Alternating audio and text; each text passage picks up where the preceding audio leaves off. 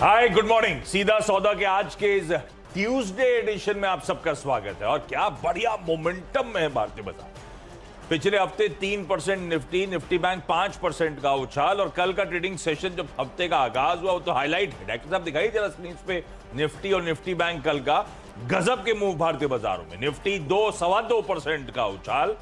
Of highs होने के बावजूद इस तरह की स्ट्रेंथ के साथ क्लोज होते हुए नजर आए 18,000 के कंफर्टेबली ऊपर। निफ्टी बैंक आपकी स्क्रीन पर आएगा जो दरअसल मोमेंटम को लीड कर रहा है। पिछले हफ्ते भी आउट परफॉर्मेंस और कल की ट्रेडिंग सेशन में तो 1400-1500 पॉइंट उछाल। और ऐसा नहीं हुआ कि वो गैप अप शुरुआत अच्छी खबरों के बीच में मेगा मर्जर के अनाउंसमेंट एचडीएफसी ट्विंस के उसके बाद बाजार इवेंचुअली सिंक हुए हों।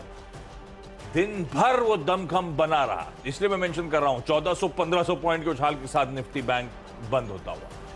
और आज के लिए जो सेटअप है भाई, एसजीएक्स निफ्टी ऊपर सुबह से चमक रहा है, आपकी स्क्रीन पे नीचे भी नजर आ रहा है। आधे % के उछाल के साथ शुरुआत होने के इंडिकेशन आज के ट्रेडिंग सेशन में। तो फ्राइडे का अपमूव, उसके ऊपर ज्यादा तेजी हमने कल आती हुई देखी और अपमूव शायद आज भी कंटिन्यू हो। बस बड़ा सवाल यह है कि 18,200 के पैच को हम हिट करते हुए नजर आएंगे। उसके बाद इस मार्केट पे कैसे स्ट्रैटेजाइज करना है, क्योंकि उसके बाद कितने फर्दर लेग्स रह गए, कितना रिस्क रिवॉर्ड मेरे लिए अभी भी घुसने के लिए फेवरेबल है या फिर डिप्स का इंतजार करूं, ये खैर तो चर्चा होती रहेंगी आने वाले शोज में जब देश के तमाम जाने माने एक्सपर्ट जुड़ेंगे। इस समय समझ लेते हैं पिच का हाल क्या है, ये अपमूव्स के पीछे रीजन क्या है। क्या ग्लोबल मूड, ग्लोबल सेटअप बढ़िया है? नीरज जी बढ़िया है क्या? देखिए सेटअप दो वजहों से बढ़िया। भारत में एचडीएफसी वजह से बढ़िया था सेटअप, और वहाँ ट्विटर वाली डील की वजह से। अदरवाइज कोई बहुत बड़ी डील या कोई बहुत बड़े रनअप मार्केट में नहीं है। तो कल डील का दिन था, डील डे था जिसको कहते हैं। एक डे अभी तक होता था, अब डील एक्सपायरी का, अभी डील डे आ गया। हाँ, तो एक डील भारत में हुई तो जबरदस्त रैली, और एक डील वहाँ हुई तो नैस्डैक में रैली। तो वो कल मार्केट की पूरी थीम थी। Otherwise market flat to positive था। बायस बिल्कुल खरीदारी की तरफ है। लोग रिस्क ऑन ट्रेड ले रहे हैं, लेकिन बहुत ज़्यादा कूद के नहीं ले रहे हैं, क्योंकि वहाँ भी नतीजों का इंतज़ार है और वो रिजल्ट सीजन बहुत मैटर करेगा वहाँ पे। और बाकी क्रूड की वजह से थोड़ा सा लोगों को चिंता हो जाती है बीच बीच में रह के। बाइडेन साहब के इतने प्रयास के बावजूद ठंडा नहीं पड़ रहा क्रूड, क्योंकि वो साइड बाय साइड धमकी भी देते रहते हैं कि और सैंक्शंस लगाएंगे। तो मार्केट इस समय कॉशियस है लेकिन बायस्ड है इक्विटीज़ की तरफ। तो ऐसे में आपको जो है मुझे लगता है कि डोमेस्टिक क्यूज़ पे ज़्यादा फोकस करना चाहिए, रादर कि आप यूएस मार्केट देख के अपनी राय बनाएं। और यहाँ पे देखिए बिजनेस अपडेट्स बहुत अच्छे आ रहे हैं और एफआईआईज़ की खरीदारी लौट आई है वर्मा जी। एफआईआई की खरीदारी तो बढ़िया तरीके से लौटी है। क्या ये अर्ली ट्रेंड है कि यहाँ से सिलसिला चल पड़ा है? लोग सब समझेंगे जब 20 दिन खरीदारी हो जाएगी। अभी भी शक नहीं हो रहा, किसी ने सोचा नहीं होगा इस तरह की फिरोशियस अपमूव्स आए। रोज बाइंग हो रही है। अरे गजब की 8 मार्च के वो पुल बैक 8 मार्च के लो से चलना शुरू हुए। महज 17 ट्रेडिंग सेशन में 15% का उछाल निफ्टी, इस तरह से तेजी आई है। खैर इन सब पे तो बात होती रहेगी। बढ़िया मूव, गोरे लौट रहे हुए। गोरे क्या, डीआईएस भी एक आध दिन अटके थे। पहले तो वो सब कह रहे थे कि भाई वो एनएवी प्रॉपअप पर लौटा है वो भी। 1600-1700 करोड़ रुपए की कल फिर खरीदारी। So we are firing on all cylinders, इसलिए थोड़ा सा कॉशियस होने की जरूरत होती है, लेकिन बढ़िया मूव्स हैं। ऐसे में जो 10 की टीम है, अब बहुत ज्यादा कैरिड अवे नहीं हुआ हूं मैं। अभी भी खबरों के टेलविंड ढूंढने की कोशिश और कुछ अच्छे स्टॉक्स हाईलाइट करने का की कोशिश है। तो पहला तो टीसीएस है। अब आईटी कल सबके रडार पे भी आ रहा था। जब बैंक्स में बहुत मैसिव आउट परफॉर्मेंस आया तो लगा कि अब धीरे धीरे आईटी की तरफ थोड़े से फ्लोज चैनलाइज होने चाहिए, क्योंकि आईटी को लेकर विजिबिलिटी ग्रोथ अलग अपनी जगह है ही सॉलिड तरीके से। देश की सबसे बड़ी आईटी कंपनी टीसीएस आपकी स्क्रीन पर, इसने इसको ऑर्डर मिला। दरअसल इनका कहने का तरीका हो गया कि एक स्ट्रेटेजिक पार्टनरशिप करी है इन्होंने। दरअसल पेमेंट्स कनाडा के साथ ये स्ट्रेटेजिक पार्टनरशिप है। पेमेंट्स कनाडा मतलब वहां का लार्जेस्ट पेमेंट ऑर्गेनाइजेशन है और उनके पेमेंट सिस्टम्स को, उनके पेमेंट ऑपरेशंस को ये कंपनी ट्रांसफॉर्म करती हुई नजर आएगी। तो उसमें मदद करने वाली है टीसीएस। तो टीसीएस को रखिए रडार पे। खबर का तड़का ऑफ हाइज ट्रेड कर रहा है, अपने पीओ से अंडर परफॉर्म कर चुका है। और जब नैस्डैक लेड रैली थी, हालांकि नैस्डैक लेड रैली में एक ही स्टॉक ने सब कुछ मूड माहौल बदल दिया था, लेकिन फिर भी मुझे लगता है आईटी को रखिए थोड़ा सा रडार पे। बैंक से अगर थोड़े से चैनलाइज हुए फ्लोज तो आईटी थोड़ा सा स्वीट स्पॉट में आ सकता है। सोना बीएलडब्ल्यू प्रिसीजन फोर्जिंग्स, या कई लोग इसे सोना कॉमस्टार के नाम से जानते हैं, वो recently listed auto ancillary company auto ancillary, लेकिन फोकस थ्रस्ट एरिया जिसके ईवीज है, न्यू एज टेक्नोलॉजीज है, उन मार्केट्स को टारगेट करने की कोशिश होती है। अब इन ईवी स्पेस को लेकर बड़ा अच्छा अपडेट आया था टेस्ला का वीकेंड पे। आपने अगर नोटिस करा हो तो टेस्ला ने 3.05 व्हीकल्स पिछले क्वार्टर प्रोड्यूस करी और 3,10,000 व्हीकल्स पिछले क्वार्टर बेची। कुछ एनालिस्ट के एक्सपेक्टेशंस के ऊपर, कुछ के नीचे, वो अलग कहानी। लेकिन ध्यान रखिए, इस तरह की सेल्स प्रोडक्शन आते हुए जब सप्लाई चेन चैलेंजेस थे, जब फैक्ट्री शट डाउन करनी पड़ी थी।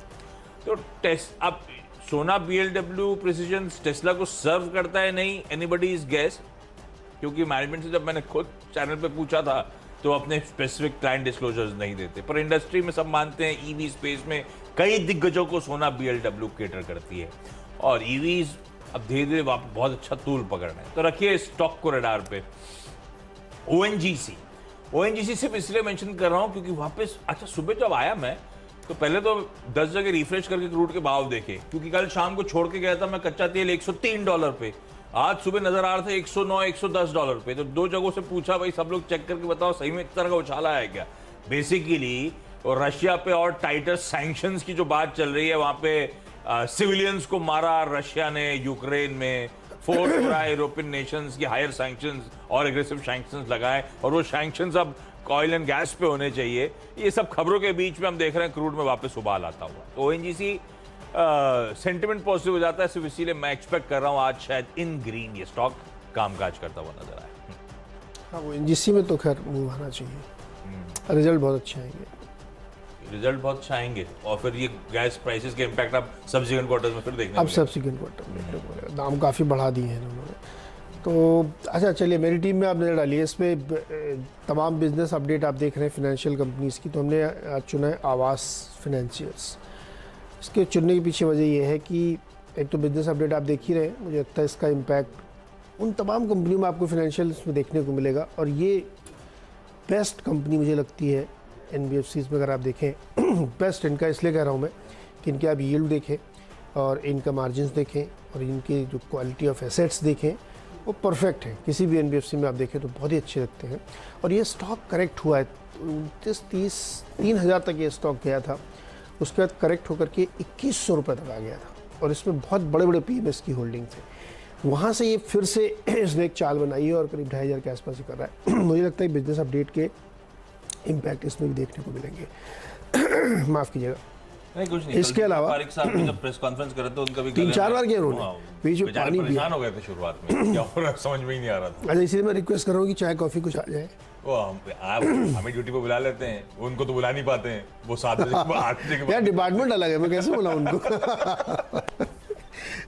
अगला स्टॉक BML, और इन्होंने भी अपने बिजनेस अपडेट दिए हैं और इनका रेवेन्यू 4000 करोड़ आया है 522 में। तो इस तरह के नंबर्स निकल के आ रहे हैं, तो इसलिए इनको लिया है। MOIL मैग्नीज आयरन और कंपनी जो है, इन्होंने दिया है 8% इनका जो है साल दर साल प्रोडक्शन बढ़ा है और सेल्स जो है करीब 12 मिलियन टन पर रही है, फ्लैट सी है, लेकिन टर्नओवर जो है 22% बढ़ा है, 1440 करोड़ का है। तो यहाँ पे भी अच्छी उम्मीद बन रही है, यहाँ पे देखने को मिल रहा है। तो मुझे लगता है कि ये 3 स्टॉक जो है उस बिजनेस के आधार पर लीजिए। 3 और बताता हूँ जगह लग, क्योंकि एक ही जैसे जुड़े हुए हैं। वेदांता में 8% का ग्रोथ देखने को मिली है प्रोडक्शन में। नैल्को और हिंडाल्को भी इसी सेगमेंट में रखिएगा। इसलिए मैं कह रहा हूँ क्योंकि जो बिजनेस अपडेट आ रहे हैं इन कंपनीज़ के, एल्युमिनियम के, कॉपर के, जिंक के, निकल के, इसमें बहुत अच्छी ग्रोथ देखने को मिल रही है प्रोडक्शन वाइज। अच्छा, प्रोडक्शन जब बढ़ा है तो उसको मैं एक्स्ट्रापोलेट ये कर रहा हूँ कि प्राइसिंग आपने देखा ही है कितनी ज़बरदस्त बढ़ी है। तो जब आप उसको रियलाइज़ करेंगे तो आपको सीधे सीधे बुक में दिखेगा। तो मुझे लगता है कि ये तमाम मेटल कंपनीज़ की जो आज, अब कल बैंकिंग के अपडेट आए थे तो वो सेक्टर एकदम बढ़िया रन करता हुआ दिखा।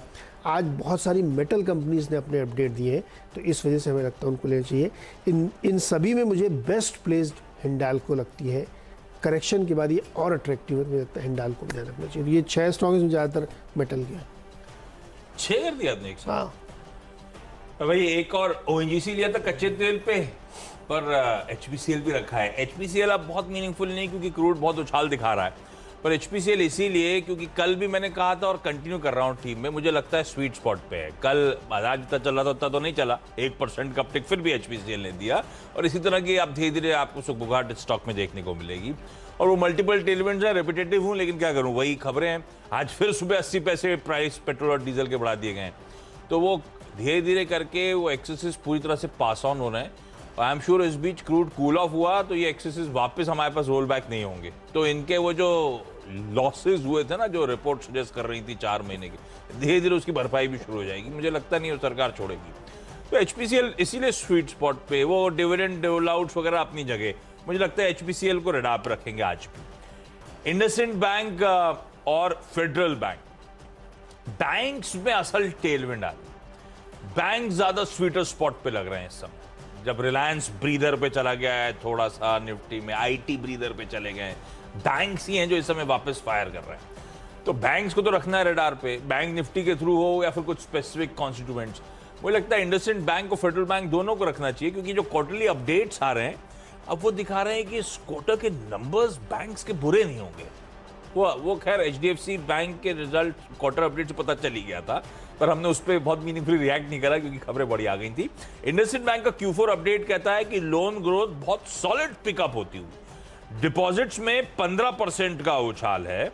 हालांकि डिपॉजिट में उछाल तो आप कह लीजिए पिछले कुछ क्वार्टर्स के लोज पे आ गया है। एडवांसेस 15%, 13% के आसपास का इजाफा है। ये एडवांसेस जो हैं, जो मैं कह रहा था लोन ग्रोथ सॉलिड हो रही है, 9 क्वार्टर्स जो पिछले आप बैक ट्रैक करके देखेंगे तो सबसे अच्छा परफॉर्मेंस देखने को मिल रहा है। कासा 42-43% पे आता हुआ, जो मेरे ख्याल से 2.5-3 साल में सबसे बढ़िया कासा है। तो रिजल्ट्स बुरे नहीं आएंगे, एटलीस्ट ये क्वार्टर अपडेट्स तो हाईलाइट कर रही है। फेडरल बैंक दूसरी तरफ, ये ज्यादातर एक्सपर्ट्स का मिड कैप बैंकिंग में सबसे प्रेफर्ड पिक है। वो तो आपने चैनल पे कई बार सुना होगा, तो वो एक कंफर्ट देता है पहली चीज। फिर Q4 के अपडेट जो आए उसमें दिख रहा है कि deposit momentum Q-on-Q solid pickup हुआ, और ये back to back third quarter है जब इस तरह से डिपॉजिट मोमेंटम पिकअप होता हुआ नजर आ रहा है। इसका कासा रेशियो 27 तिमाहियां, 4-4-20-4-8 होता है ना, 8 साल में सबसे ऊपर है, 27 क्वार्टर्स का ही इस तरह से मोमेंटम पिकअप हुआ है। डिपॉजिट्स 5-5.5% का उछाल, एडवांसेस में 9.5% की ग्रोथ, तो नंबर्स अच्छे आने वाले हैं। फेडरल और इंडसइंड बैंक दोनों दिखा रहे हैं, हाईलाइट कर रहे हैं। मुझे लगता है इन दोनों को, इनके सिर्फ वो Q4 अपडेट्स के चलते रडार पे रखूंगा। और बैंक की जो होपफुली टेलविंड्स आएंगी, टेलविंड मतलब वो HDFC ट्विंस कल के अपमूव कर कैसा बिहेव करेंगे वो नहीं पता, लेकिन एक्स ऑफ HDFC ट्विंस मुझे लगता है कोई दिक्कत आनी नहीं चाहिए, सबके सब थोड़ा बहुत ट्रैक्शन मोमेंटम दिखाते हुए नजर आए। तो ठीक है, ये वो 6 स्टॉक्स हो गए जो आप रखना है रडार पे। अच्छा, बिजनेस अपडेट अच्छा देने से क्या ये अनुमान लगाया जा सकता है नतीजे भी अच्छे होंगे? ये नहीं तो ये होता ही है, ये बेसिकली ट्रांसपेरेंसी, मुझे याद है ये इन्फोसिस ने सबको सिखाई है। आपको याद हो नारायण मूर्ति जी के समय जब अपन लोग कामकाज करते थे तो सारी चीज ट्रांसपेरेंट होती थी, अपडेट्स आ जाते थे, अगले साल क्वार्टर की गाइडेंस आती थी, और उस गाइडेंस का बीच में अगर दिक्कत आ रही है तो रिवीजन भी आता था। वो ट्रांसपेरेंसी, कॉर्पोरेट गवर्नेंस के स्टैंडर्ड वहां सेट हुए थे, और ये रिजल्ट्स इन वोलेटिलिटी ना हो, आपको कुछ सुगबुगाहट है, नंबर्स कैसे आने वाले हैं उसकी तैयारी है। मुझे लगता नहीं इसमें ज्यादा डिविएशन आएंगे, आमतौर पर डिविएशन आएगा सिर्फ बॉटम लाइन के नंबर्स को लेकर, क्योंकि वो नहीं है मेरे पास। किसी भी आप क्वार्टरली अपडेट में हमें पता चल जाता है स्टोर कितना ऐड करे, टॉप लाइन कैसी आने वाली है, प्रोविजनल बिक्री के आंकड़े क्या होंगे, बॉटम लाइन गायब है, वो तुक्का मारना है बस हमको। कंपेयर करेंगे इस बार? हाँ, इस बार करके देखते कि ऊपर मामला कितना अच्छा तो नीचे कितने गंजे हो गए, देख लेते। तो ठीक है, इन सब क्वार्टरली अपडेट्स को आ गई है चाय हम लोग की, ऐसा नहीं है सब ड्यूटी पे आ जाते हैं। एक ही चाय लेके आया ये? एक क्यों? एक नहीं, एक दे दिया है मुझे, ये चलता रहेगा, ब्रेक ले लेते हैं। ऐसे दिखाई दीजिए, आजा आजा यार, आजा। आपको ऑनर डिस्कस ये है भाई साहब जो रोज मुझे परेशान करते हैं। कितना बज रहा है? 7:34 और चाय अब लेके आया। ये चलिए ब्रेक ले रहा हूँ, ब्रेक के थैंक यू। ब्रेक के उस पर अगले 4 स्टॉक्स डिस्कस करते हैं। स्वागत है एक बार फिर से आपका, और अब बारी है अगले 4 स्टॉक्स में। इसमें 7वां स्टॉक है Larsen and Toubro. Larsen and Toubro को इसलिए हमने यहाँ पे चुना है क्योंकि जो कैलेंडर ईयर 2021 में कंपनी ने तमाम सारे जो महत्वपूर्ण कदम उठाए हैं और ग्रीन हाइड्रोजन अपॉर्चुनिटी जो निकल के आ रही है उसके लिए जो कंपनी ने तैयारी की। देखिए ऑयल एंड गैस में इनका बड़ा काम है और इनका वो यूनिट काफ़ी प्रदर्शन अच्छा करता है। तो अब चूँकि ग्रीन हाइड्रोजन की जो नई सरकार ने पॉलिसी ऐलान की है, उसमें बहुत सारी कंपनी प्रवेश कर रही हैं, तो उसमें L&T का काम काफ़ी बढ़ेगा। तो उन्होंने इसके लिए काफ़ी प्रिपेयर्डनेस की है, वो काफ़ी इंटरेस्टिंग दिख रहे हैं। और इन्होंने अभी एक रिसेंटली 2 दिन पहले, आपको याद होगा, इंडियन ऑयल कॉरपोरेशन के साथ और रिन्यू एनर्जी करके एक जो थी सुमन सिन्हा जी वाली कंपनी, उसके साथ टाई अप किया है और ये ग्रीन हाइड्रोजन में काम करेंगे उस दिशा में। तीनों कंपनियां मिलकर एक JV बनाया उन्होंने, 33% सबका उसमें हिस्सेदारी होगी अलग अलग। ये एक बहुत बड़ी अपॉर्चुनिटी L&T के लिहाज से, चूँकि तीनों का अपना अपना रोल है। रिन्यू की एक्सपर्टाइज है, रिन्यू पावर में IOC की एक्सपर्टाइज है कि उनके पास लोकेशंस हैं, स्ट्रेटेजिक क्रूड का बहुत बड़ा बिजनेस है उनके पास, पेट्रोकेमिकल का बिजनेस है, और L&T इनके लिए जो टेक्निकल और सिविल काम करेगी। तो इन तीनों को मिला के ऐसा लगता है नोमुरा को, ये मैं जो ज्ञान दे रहा हूँ ये नोमुरा का ज्ञान है, ये इनको बहुत पसंद आ रहा है और उनको लगता है कि इसमें कम से कम 2400 रुपये तक के टारगेट हासिल हो सकते हैं। तो इसलिए L&T को ध्यान में रखना चाहिए। महिंद्रा एंड महिंद्रा फाइनेंस ने कल बहुत अच्छे अपने जो नंबर दिए थे, अपडेट, बिजनेस अपडेट, उसके बाद सिटी को ऐसा लगता है कि इनके जो नंबर है उसकी हाईलाइट है स्ट्रॉन्ग कलेक्शन, यानी वसूली हिंदी में, वो बहुत बढ़िया हुई है और ग्रोथ पिकअप करती हुई दिख रही है। हालांकि ये स्टॉक जन्मांतर का लेगार्ड है, अंडर परफॉर्मर है, लेकिन बीच बीच में ट्रेडिंग ब्लिप्स इसमें आते हैं, तो जिसकी वजह से इसमें ध्यान रखना चाहिए। और सिटी का ये भी मानना है कि इसमें निम जो है थोड़ी स्टेबल होती हुई दिख रही है और वो एक बेहतर यहाँ पे है, और यील्ड जो है सपोर्टिव है, तो यहाँ पे ध्यान दिया जा सकता है।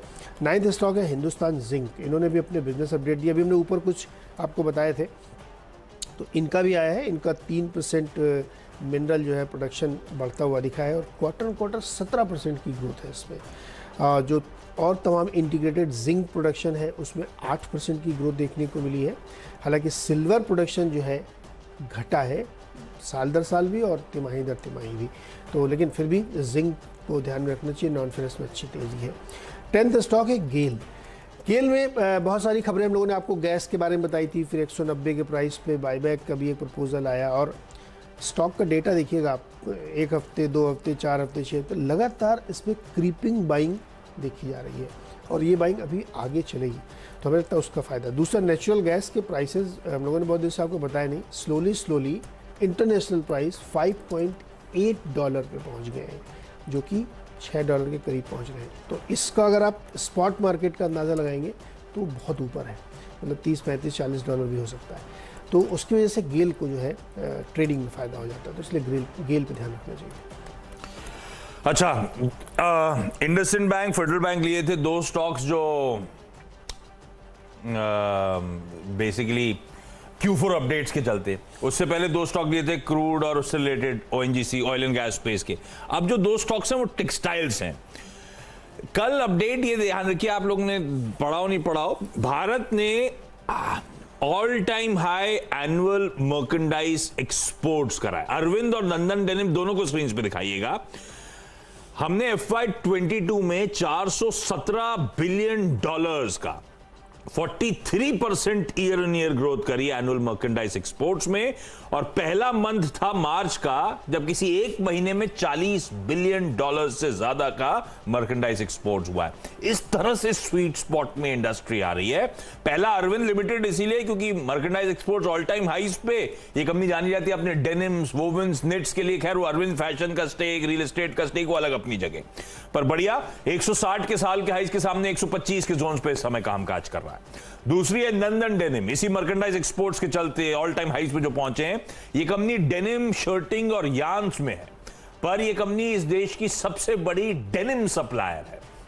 और ये तो खैर जो एक्सपोर्ट्स की मैं बात कर रहा हूं, 28 से ज्यादा देशों को एक्सपोर्ट्स करने का काम करती है। और अभी भी ये जैसे ऑफ हाइज अरविंद ट्रेड कर रहा है, ये अपने ईयर हाइज के आसपास स्ट्रेंथ के साथ मूव कर रहा है, पर अभी भी मेरे ख्याल से इंडस्ट्री में one of the cheapest P multiples नजर आएंगे। तो रखिए इसको रडार पे। AU स्मॉल फाइनेंस बैंक, इसको ले रहा हूं इसके बढ़िया Q4 अपडेट्स के चलते। कई बैंक जो हैं साल भर में जिस तरह का धंधा ला रहे हैं, उतना मोमेंटम तो ये क्वार्टर में ला रहे हैं। इस तरह से ये स्टॉक इस कंपनी के फाइनेंशियल्स मूव कर रहे हैं। वैसे रह रहे कि अच्छी स्ट्रेंथ दिखाता भी है। आज शायद होपफुली इन ग्रीन आपको कामकाज करता हुआ नजर आए। और फाइनली एक रेड वाला स्टॉक पर इसमें सिर्फ इसीलिए मेंशन कर रहा हूं क्योंकि सीधा सौदा में वो स्टॉक्स होने चाहिए जो आज सबके रडार पे रहेंगे। एसबीआई कार्ड सबके रडार पे इसलिए रहेगा क्योंकि कार्लाइल इसमें अपना एक चंक बेचने जा रहा है 3%, 3.09% आउटस्टैंडिंग इक्विटी, और 876 पे स्टॉक बंद हुआ था, वो चंक बिकेगा 850 से 876 के जोन पे, यानी कि 0 से लेकर 25 रुपए के डिस्काउंट के आसपास। तो डिस्काउंट के चलते ये रडार पे रहेगा, लाल में रहेगा, पर रखिए स्टॉक को भी अपने रडार पे। सूत्रों के हवाले से खबरें देखते हो लास्ट डेट आज कल्मिनेट होता है या नहीं। इस नोट पर क्विकली छोटा सा ब्रेक के उस पार ये जो 10-10 स्टॉक्स हम लोग ने हाईलाइट करें उसका एक क्विक रैप अप।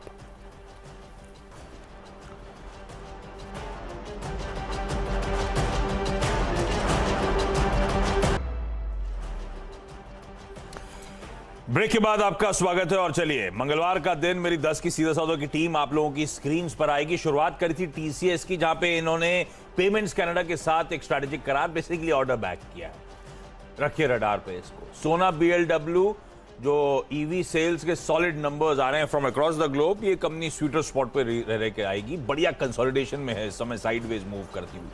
टाइम करना मुश्किल, लेकिन लगता है अच्छे मूव्स इवेंचुअली आएंगे। ओएनजीसी क्योंकि क्रूड आज अच्छे मूड में है, 109 110 डॉलर के लेवल्स पर इस समय कामकाज करता हुआ।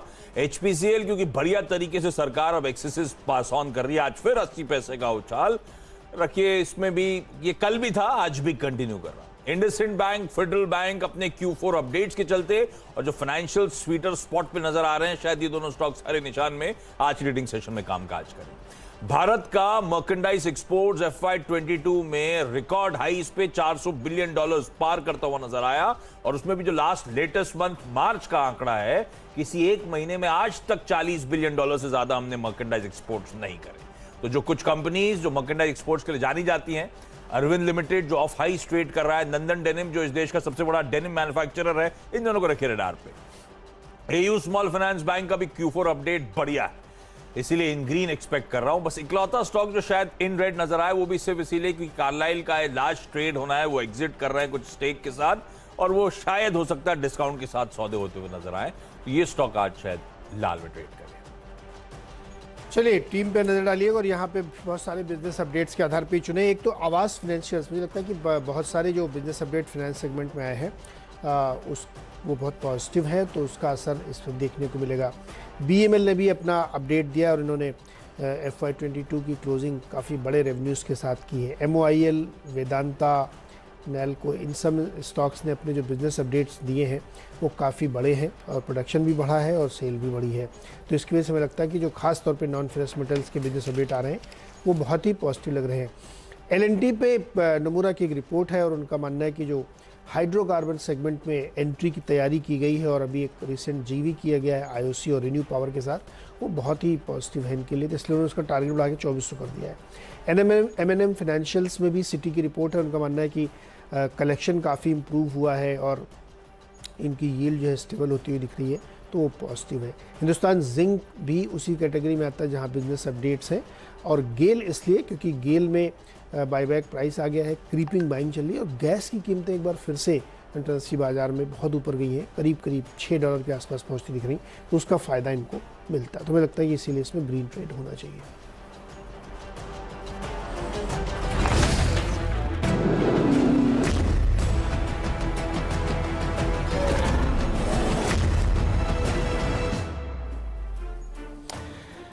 तो चलिए आज मंगलवार है और मंगल होगा, और बहुत ही अच्छे क्यूज़ दुनिया भर से हैं, बहुत ही शानदार क्यूज़ हैं।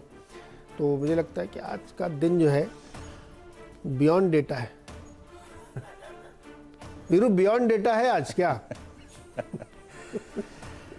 कह सकते हैं आज मंगलवार है ना नीरज जी। कल तो HDFC और HDFC बैंक ने करा दी नहीं पार, आज मंगलवार है, तो 18,200 स्क्रीन पर आ चुका है, और वो लेवल जो कल हम सोच के गए थे कि आज सुबह मिल जाएगा, आशीष वो मिल रहा है।